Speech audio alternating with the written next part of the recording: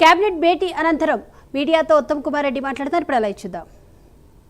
1 జూలైకి ఒక 660 పేజీల రిపోర్టు తెలంగాణలో ఇరిగేషన్ శాఖకు ఇవ్వడం జరిగింది. మేము ముఖ్యమంత్రి గారికి ఆ 665 పేజీల రిపోర్టు చీఫ్ మినిస్టర్ గారికి ఇవ్వడం జరిగింది. వారు 3 అధికారులతో కమిటీ వేశారు. ఇరిగేషన్ సెక్రటరీ, జిఏడి సెక్రటరీ, లా సెక్రటరీ. ఈ 660 పేజీల రిపోర్టు దాన్ని సమ్మరైజ్ చేసి షార్ట్గా 20-25 పేజెస్గా మరి నోట్ తయారు చేసి అది ఈరోజు క్యాబినెట్లో ప్రవేశపెట్టడం జరిగింది. మరి క్యాబినెట్ నోట్లో ఉన్న ముఖ్య అంశాలు, అదేవిధంగా ఈ యొక్క జ్యుడిషియల్ కమిషన్ రిపోర్ట్లో ఉన్న ముఖ్య అంశాలని మరి మీడియా మిత్రులు మీకు మీ ద్వారా యావత్ తెలంగాణ ప్రజానీకానికి తెలియజేసుకున్నాం. Okay, start. ఇది ప్రెజెంటేషన్ స్టార్ట్ చేయండి. ఓకే, నా మీరు కొద్దిగా వెనక్కిపోతే ఇది మేడిగడ్డ డిజాస్టర్ క్రొనాలజీ ఒకసారి ఆలోచన చేస్తే 2016లో మేడిగడ్డ బ్యారేజ్కి మరి అగ్రిమెంట్ రాసుకోవడం జరిగింది. 2019లో inauguration of Kaleshwaram project. 2023 21 October 2023 Medigadda barrage కుంగిపోయింది. అప్పుడు మేము అధికారంలో లేము. ఆనాడు మేడిగడ్డ బ్యారేజ్ కుంగిపోయిన రోజు ఆనాటి ముఖ్యమంత్రి కల్వకుంట్ల చంద్రశేఖరరావు, వారే ఇరిగేషన్ మంత్రి, వారే చీఫ్ మినిస్టర్.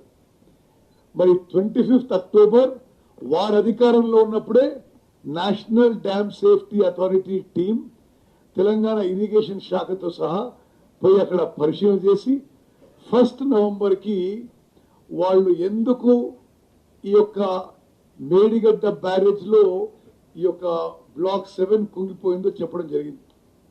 చాలా స్పష్టంగా ఆ రోజు ఇచ్చిన నివేదిక, ఇది టిఆర్ఎస్ పార్టీ అధికారంలో ఇచ్చిన నివేదిక. ఆ తర్వాత మరి మా ప్రభుత్వంలో ఇచ్చిన ఇంటర్వ్యూ నివేదిక, మరి ఈ మధ్యకాలం ఒక 2-3 మాసాల క్రితం ఇచ్చిన ఫైనల్ రిపోర్ట్లో నేషనల్ డ్యామ్ సేఫ్టీ అథారిటీ అదే విషయం పేర్కొన్నది. ఈ మేడిగడ్డ బ్యారేజ్ విషయంలో ప్లానింగ్, డిజైన్, కన్స్ట్రక్షన్, ఓఎండ్ఎంలో లోపాలున్నాయి అని. అది 1 నవంబర్కి national dam safety authority has communicated the reasons for the sinking of the piers of Medigadda barrage. నేను మళ్ళీ చెప్తున్నా, for the national media, I want to highlight to you that these barrages were planned, designed, constructed and maintained and collapsed during Mr. KCR was the Chief Minister. The National Dam Safety Authority came for inspection and gave an adverse report against the construction and against the government during TRS government. We were yet to go for elections. ఆ తర్వాత 30th November నాడు తెలంగాణలో శాసనసభ polling అయింది. 3 డిసెంబర్కి counting అయింది. మరి మేము గెలిచాం. 7 డిసెంబర్ 2023కి మా ప్రభుత్వం ఏర్పడ్డది. మా ప్రభుత్వం ఏర్పడ్డ తర్వాత మేము ఇచ్చిన హామీ మేరకు ఒకటి, నేషనల్ డ్యామ్ సేఫ్టీ అథారిటీకి సాంకేతిక కారణాలు ఏంటిది ఈ మేడిగడ్డ బ్యారేజ్ కొలాప్స్ అని చెప్పి నేషనల్ డ్యామ్ సేఫ్టీ అథారిటీకి అఫీషియల్గా కమ్యూనికేట్ చేశాం. ఆ తర్వాత వాళ్ళు హైదరాబాద్ రావడం, ఎన్నో మార్లు ఆ బ్యారేజ్ తిరగడం, మేము వాళ్ళతోని అన్ని విధాలుగా టెక్నికల్గా కూడా we are interacted and gave water inputs required. అదేవిధంగా మరి NDSA has put probably the most highly qualified technical experts committee to go into this barrage collapse.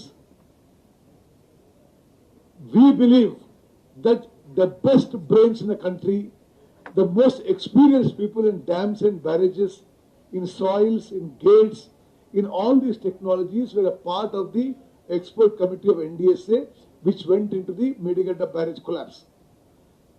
The committee has worked for over a year very diligently. This committee is a Government of India body. This National Dam Safety Authority is set up by a statutory act of Parliament. They are part and parcel of Government of India. Those that NDSA put probably the most highly qualified, the best technical experts, and they have examined and come up very, very clearly saying that there has been a serious lacuna, fault in planning and design and construction in maintenance of Medigadda barrage. That's why it collapsed. Similar problem exists in the foundation technology, in the secant pile technology of all three barrages, Medigadda, Annaru, Sundila barrage, మూడిట్లో ఇదే foundation problem ఉందని చెప్పి చాలా స్పష్టంగా NDSA expert team తెలియజేసి ఈ మూడు బ్యారేజెస్లో నీటిని నిలపడానికి అవకాశం లేదు, కూలిపోయే అవకాశం ఉందని చెప్పి స్పష్టంగా లిఖితపూర్వకంగా మా అభిప్రాయం ఇచ్చారు. అదేవిధంగా in March 2024 our government has appointed Justice Shri Pinaki Chandra Ghosh, former judge of Supreme Court of India, to conduct judicial inquiry on certain allegations of irregularities and embezzlement of public funds.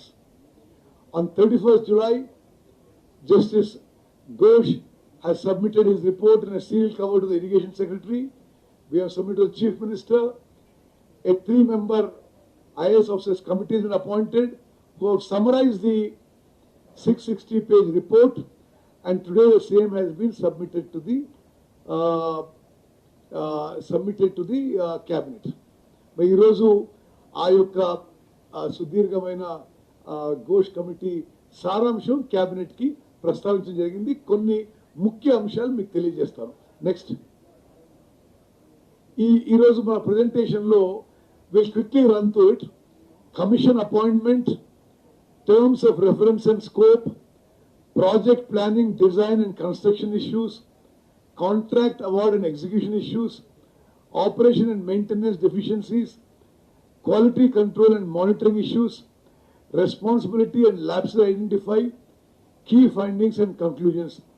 ఈ contents కింద ఈరోజు నేను క్యాబినెట్లో ఏ presentation చేశామో ఎగ్జాక్ట్గా సేమ్గా మీ అందరి ముందుకి మీ ద్వారా యావత్ తెలంగాణ ప్రజానీకానికి తెలియజేసుకున్నాం. నెక్స్ట్, తెలంగాణ ప్రభుత్వం 14 మార్చ్ 2024న జస్టిస్ పినాకీ చంద్ర ఘోష్ గారిని కమిషన్ ఆఫ్ ఎంక్వైరీ యాక్ట్ కింద ఈ యొక్క మేడిగడ్డ కొలాప్స్ పై, ఆ బ్యారేజీలపై కమిషన్ ఆఫ్ ఎంక్వైరీ వేసింది. జ్యుడిషియల్ ఎంక్వైరీ అలిగేషన్స్, ఇర్రెగ్యులారిటీస్ మీద, embezzlement of public funds and corrupt practices, ఈ మూడింటి చేయాలని చెప్పింది. అదేవిధంగా మేడిగడ్డ, సుందిల్ల, అన్నారం బ్యారేజీల మీద మరి మీ ఎంక్వైరీ చేసి రిపోర్ట్ ఇవ్వని చెప్పి అడగడం జరిగింది. నెక్స్ట్, వీళ్ళ టర్మ్స్ ఆఫ్ రెఫరెన్స్ దయచేసి ఒక విషయం మీరు గమనించాలి. To enquire into the negligence, irregularities and లకూనా in planning, designing and construction of Medigadda, Annaram and Sundilla barrages. To enquire into the manner of award and execution of contract, including but not limited to deviations in the contract and following the strict financial discipline in the execution of such contract. To enquire into the negligence and lacunae in operation and maintenance of 3 barrages, thereby leading to major damage to the structure. To enquire into quality control and monitoring aspects. To enquire, identify and fix up responsibility for any authority or official who extended undue favor to the contractors in terms of allowing extension of time, wrong completion of certificate, premature release of bank guarantee, and such as the matter. The committee shall fix responsibilities for lapses identified during